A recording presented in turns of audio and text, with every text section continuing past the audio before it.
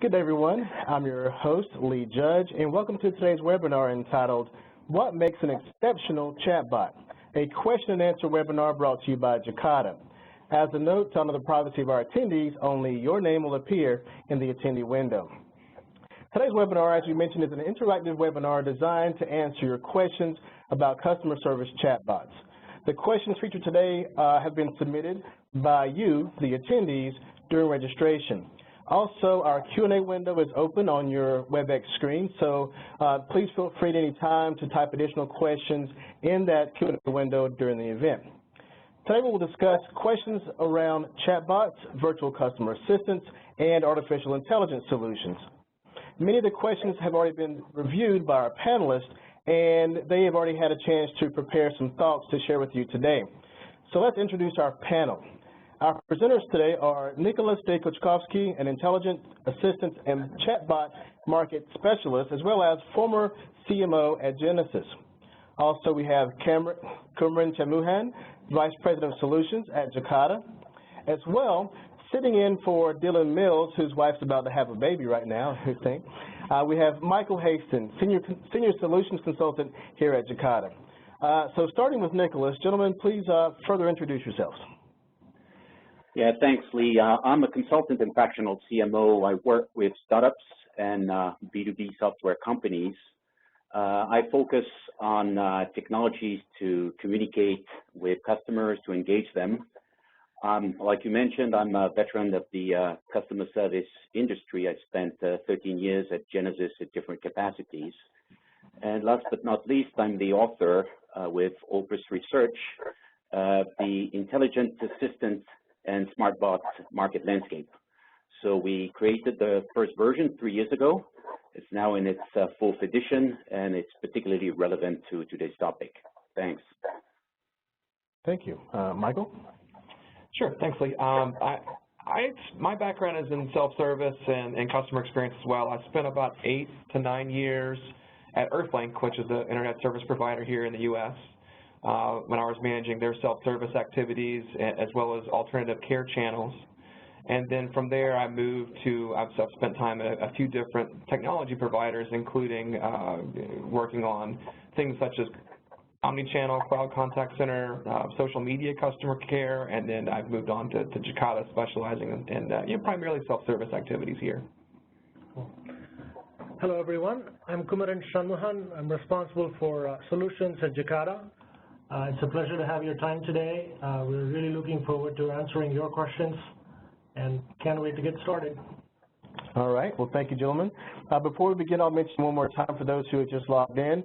To honor the privacy of our attendees, only your name will appear in the attendee window. So let's begin. Here's our first question of the day. We'll go to this one. How have chatbots changed over the last few years, and how will they change in the future? Nicholas? Yeah, thanks. If we look back in the mirror, there's really 3 technologies that have reached the kind of the maturity tipping points, and together have enabled this new form of bots. First is NLP and NLU, natural language processing and understanding. And what those technology maturity has done is it has started to make machine-to-human interaction much more conversational. Second, chatbot, like the name suggests, started on the web in the chat channel. And the second set of technologies that have matured is other channels. First and foremost is messaging. And messaging really created a new way of interacting on the customer's term that can be leveraging the mobile, the smartphone of people without requiring any type of mobile application. And second is voice.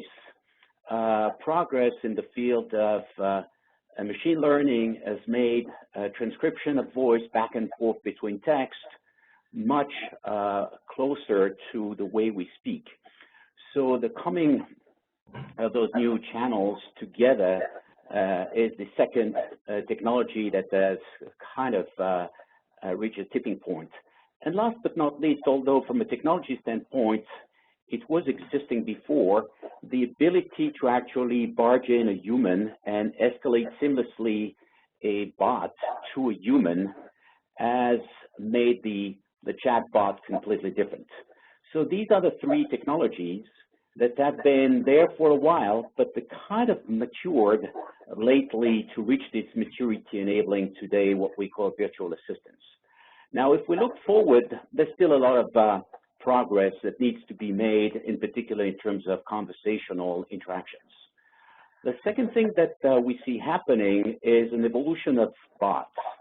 Historically, bots have focused on providing back information, and what we see now is bots starting to complete to fulfill the interaction of the customers, becoming a little more transactional, if I may use that term.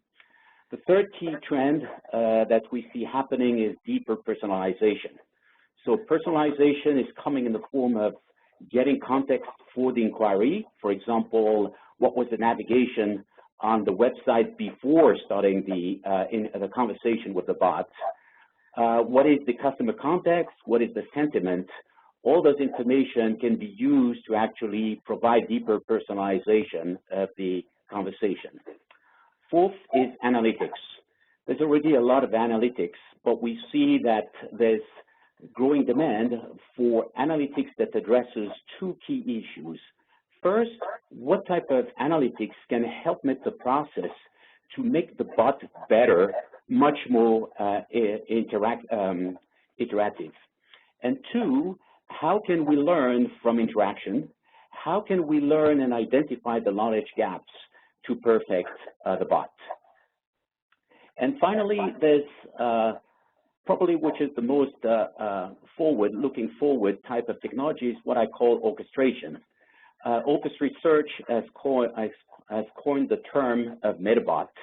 And the vision is that over time, in the interaction, we will have multiple bots, we will have humans working all together in a kind of collaborative manner.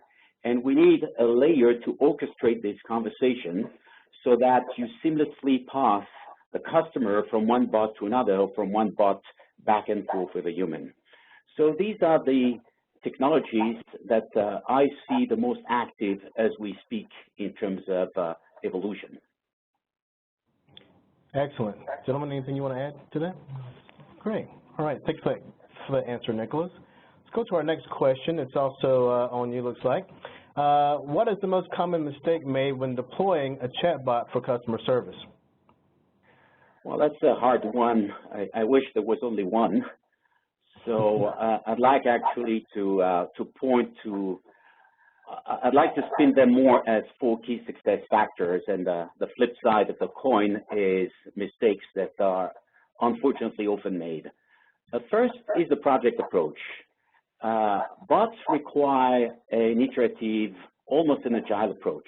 You start small, you learn, and as you learn, you perfect the bot, and you broaden the scope of what the bot can do. What I unfortunately see a lot is company, and with a good intent of minimizing risks, adopting a traditional kind of waterfall project approach. That is not the right way to approach it. Second, and there's no priority order, by the way, between all those points, is the second issue is not setting the proper customer expectations.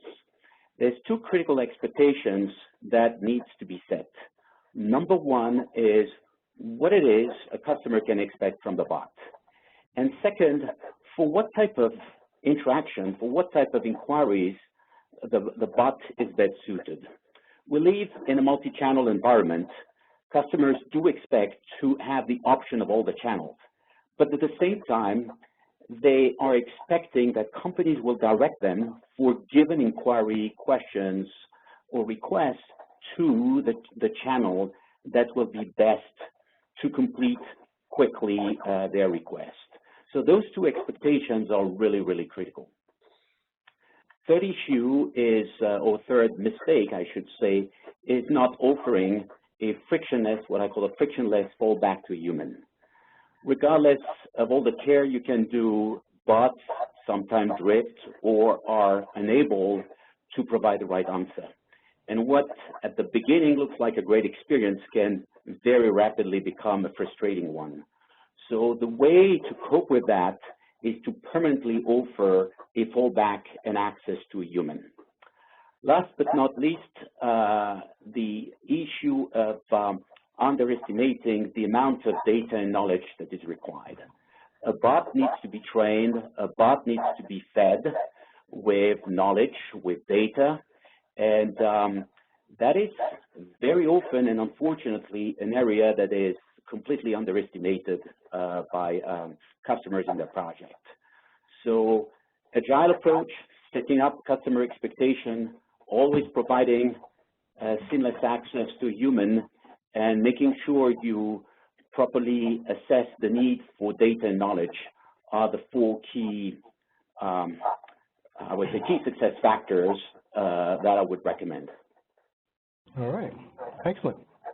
Our next question here is, it's time for a poll. All right, so let's launch a poll question here and see what is on the mind of some of our attendees. Let's see, the poll is open now. You should see a poll on your screen. If you don't, look for a poll icon in the top right corner. Is that where it's at, of your screen? And make sure you can see the poll on the screen. So while you're completing the poll, let's get a confirmation off screen. Do we have a poll up? Mm-hmm. Okay. While the poll is running, I see. Oh, great numbers coming in. We're going to go on to our next question and return to the poll after we discuss the next question. So this one's on you, Cameron. The question that we got submitted to us is, how are chatbots able to automate complex customer service interactions? Sure. It's a great question, and we also need to answer it in terms of what can be done and what should be done, right? So from a best practice perspective, the general guidance is that you want to start with the simple interactions. But obviously there's a lot of complexity in your business, so you would want to automate complex interactions as long as you can do it well, right? So when we look at the complex interactions,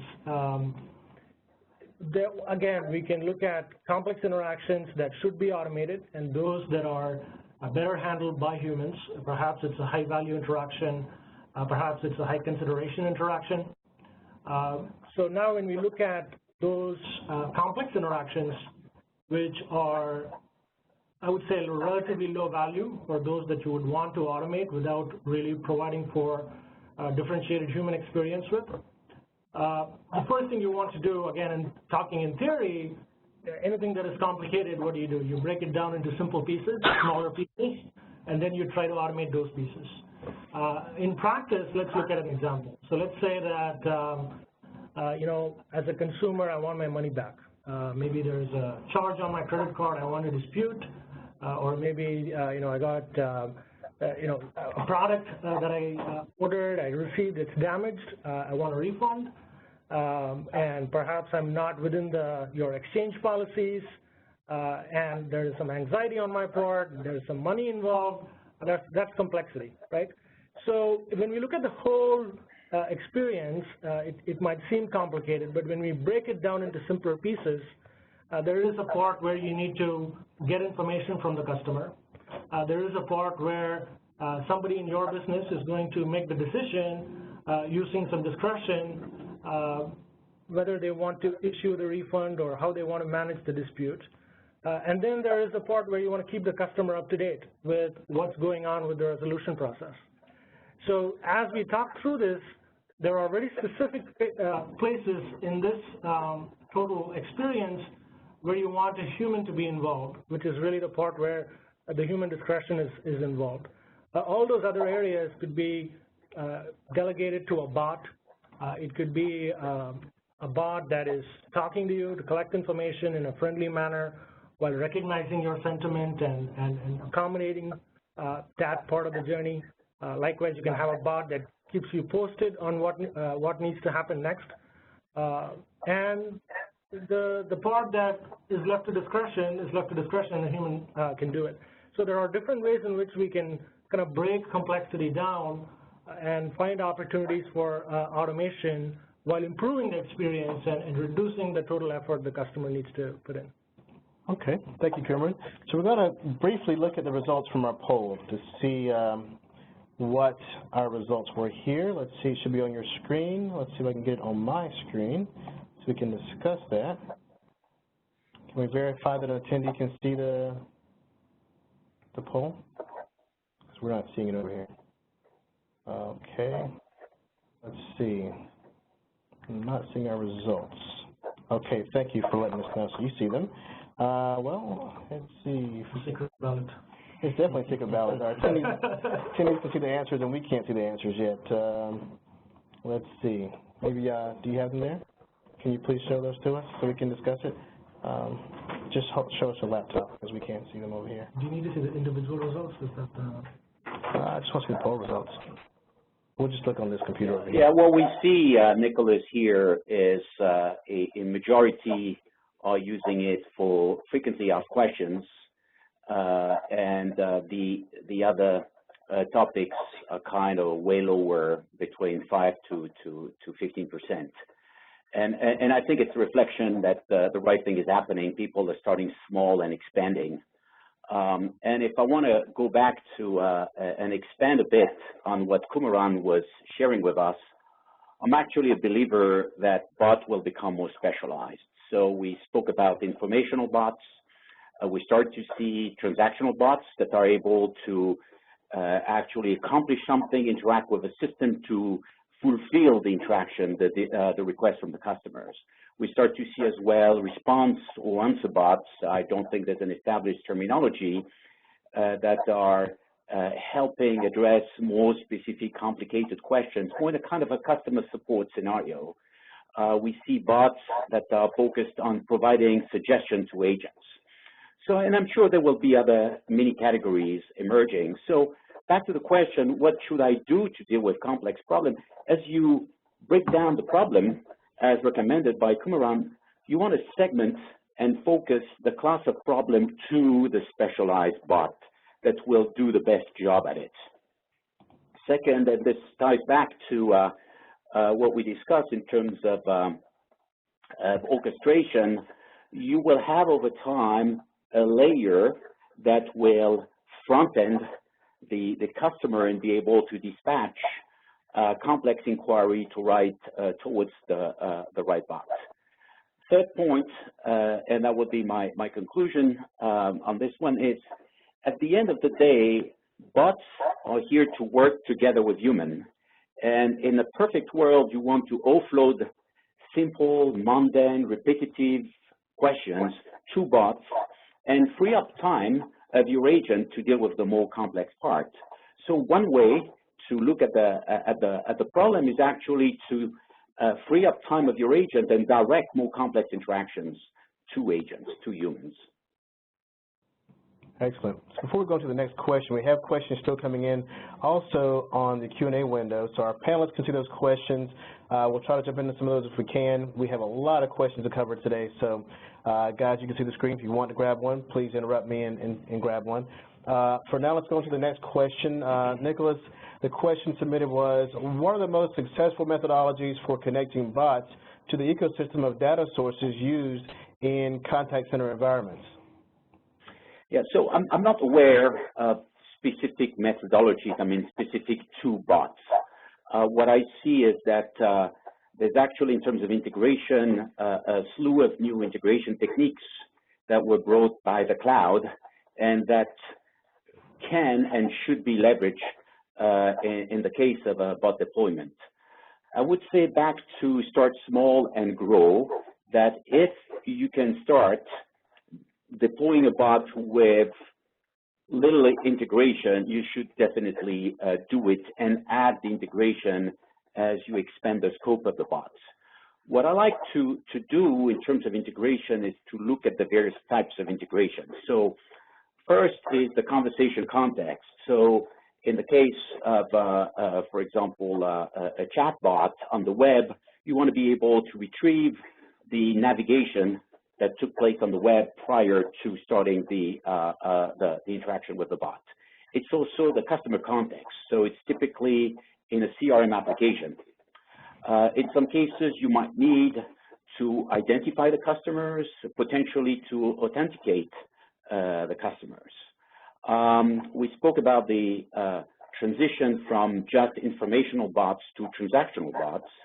So that will require to connect the bot to an application to complete the customer service request. And last but not least, you want to make sure that you are able to pass the context between the bots and humans, or between several bots if you use several bots, to make sure that from a customer perspective, the interaction is really, the conversation is really seamless. Now, I know I took the question, but I also know that integration has been an historical area of focus for Jakarta. So probably Kumaran, you want to elaborate a bit on what my answer. Sure. Yeah, I think you made very good points there, Nicholas. I would suggest that, going back to the surveys, it looks like many of our audience members have implemented bots for frequently asked questions. So first opportunity would be to personalize those FAQs using integration, using customer data, be it from your CRM systems, your channels of engagement, so that you are providing richer, personalized answers. And then taking that one step further, you may already have various self-service capabilities for which you have web services, so that would be the next step to bring that type of integration in, so that you can provide more transactional capabilities. And if you push the envelope further, there's also robotic process automation that I'm sure is happening in some of your contact centers, where you have bots that are responsible for performing individual tasks so that humans don't have to be involved. So yet again, there is an opportunity to bring those RPA bots, integrated that into these chatbots, which are providing the front-end customer experience. Thereby, slowly yet gradually, you can increase the degree of automation across the operation. And those RPA bots can be very useful in scenarios where a web service doesn't exist. For example, maybe the back-end system is an old green screen system that doesn't play well or doesn't play nice with modern web technologies, and the RPA bot can act in replacement of the web service. Okay. Let's grab our next question here. How is customer service improved using intelligent assistants? So I like to look at the impact from two perspectives, one the customer and second the business. From the customer standpoint, I would start with the ability with a bot to address a well-known expectation from customers of convenience and speed. The second thing ties back to the fact that bots growingly and messaging are kind of woven together. And a messaging interaction, a type of interaction, is actually great from a customer perspective. You don't have to wait. If you think about it, you give back their time to customers. It maintains context, and in the case of digital text type interaction, it's extremely precise. Finally, when you take a step back, and if you look at a true assistant that has conversational abilities, and number two, that never gets in the way of reaching out to a person, you've got the two elements to provide a great experience. So the experience impact on the customer side is one way to look at the overall business impact. From a company standpoint, I'll start by saying that I want to acknowledge that even if all companies have a focus on improving customer experience, customer service organizations, they still have to improve productivity to reduce their cost. So it's very challenging for them. And what you find is that the bots and assistants provide those organizations with a way to reduce cost without impacting the experience. So this is one of those few technologies that allows to kill two birds with one stone. The bot, of course, by virtue of being self-service, is going to free up some cycles of your agents. But when you look at the big picture, you will also be able, from a business standpoint, to apply those cycles to important interactions, be them complex one, be them high value or high impact interactions. So bots give you the opportunity to revisit how cycles of your most precious resources, people, are going to be allocated. Finally, and again, it's a little bit forward-looking, but we've seen a continued increase of communication channels. We live in a connected world, and the challenge for many organizations is to offer customer service, to offer assistance at any time on any channel. So for many organizations, this scaling is extremely hard. And when you think about it, a bot is always here, can start to pick up the questions and manage this presence across channel and over time. Okay. Do you want to elaborate on that some? Sure. I mean, I completely agree. Great points there. Experience has taught me that my belief, based on those experiences, is that cost reduction and a high-quality customer experience do not necessarily have to be mutually exclusive. It's not one or the other. You can have both, and I think intelligent assistants are a perfect technology to provide for that. So, one, it allows you to meet customers where they are in the channel of their choice and provide a quick, low-effort customer experience in a cost-effective manner for the business. It's win-win for everyone. All right. Let's see what our next question here is. Next question we have here is, what is the best way to implement Chatbot or VCA into the IVR that is seamless to customers? Sure. Again, it's another interesting question. Although we're talking about chatbots, Nicholas made the point that it doesn't necessarily have to be